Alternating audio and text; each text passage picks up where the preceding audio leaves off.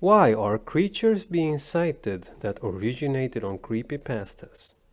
I have addressed the nature of egregores in the occult in many previous videos, and therefore recommend you to check them out if you're new to the subject. As the title suggests, this topic will be about a phenomenon that is increasing at a fast pace and becoming more visible in the world. The fact that more and more people are collectively witnessing creatures that are not supposed to exist and are only a figment of the imagination. Beings originally traced back to creepypastas and made up horror stories on the internet. How can such a thing be, one might ask? How can made up entities actually be real or exist in this sphere of existence? The answer has to do with the nature of egregores. Since egregores manifest by our consciousness, they can be and take any possible shape we can imagine. In essence, everything that has ever been thought of, will be thought of, or is thought of right now will come into existence as a likely egregore in one or several points of time, implementing this logic. This is how the cosmos and matter responds to our consciousness at a fundamental core level, since reality is consciousness driven and matter responds to consciousness. Without consciousness, there would likely not even exist a universe. However, that is another topic. Therefore, it stands to reason that the moment we humans on a collective level start putting conscious thoughts on, for example, beings such as the Rake, Slender Man, or any other well-known creepypasta monster, we are actually giving them life and forming them in this reality. If only one or two people would think about them, it would be very unlikely that they could manifest. But when thousands, if not millions, are constantly thinking about that being, it will manifest into existence and vibrate into this reality. Considering how many people are daily feeding them with their consciousness, due to the viral nature of these videos on the internet, they are and will likely grow exponentially in power and become much more frequent observations around the world.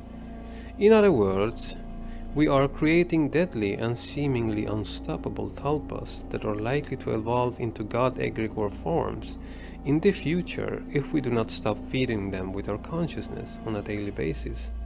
Some researchers of the occult are convinced that this is how the demiurge came to be in the first place, by billions of beings across the universe manifesting an omnipotent god egregore by simply having these collective minds possessing the urge to find some divine origin to the cosmos, therefore manifesting a divine mind that is unlikely to ever be stopped due to our own thoughts, constantly feeding it with every possible ability we can add to an omnipotent being in our conscious mind. In many ways, egregores are the most lethal and powerful of beings in the universe, if they run amok and are completely autonomous, since they are made of our fears and imaginative abilities.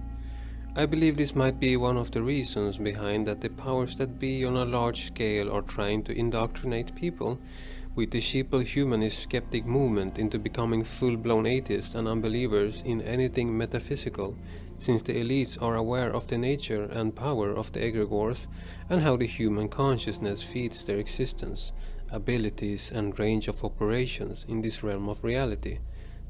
They likely see this as a much needed involuntary action to keep them from unknowingly feeding beings that are very real, deadly and manipulating to grow even further into this reality, thus overthrowing humans as the dominant race on this planet. Are they doing this out of benevolence? Absolutely not. It's just to protect themselves, since the more beings with unknown powers that run amok on Earth, the harder it gets for them to keep check on them and debunk them, while keeping the general public dumbed down, as they normally do, while remaining in power. In some ways, it might benefit the greater good to some degree, to keep humans ignorant to their existence, to the existence of the egregores, but the truth will never be silenced indefinitely, it will eventually emerge. So by now it should make much more sense why all of these fictive creatures are running around and totally loose on the planet.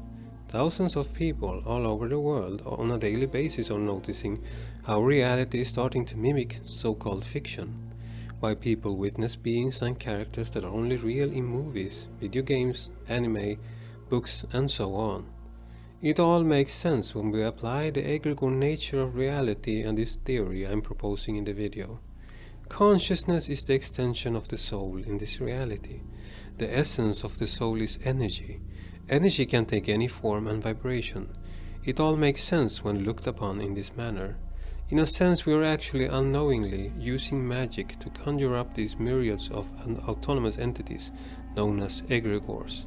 Since magic can easily be explained as matter vibrating to the desire of the will behind a consciousness, while altering also causing alterations to our daily events.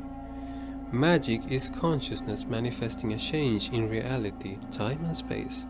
The nature of our very reality and matter is consciousness, which is also magical and can be deemed as being magical.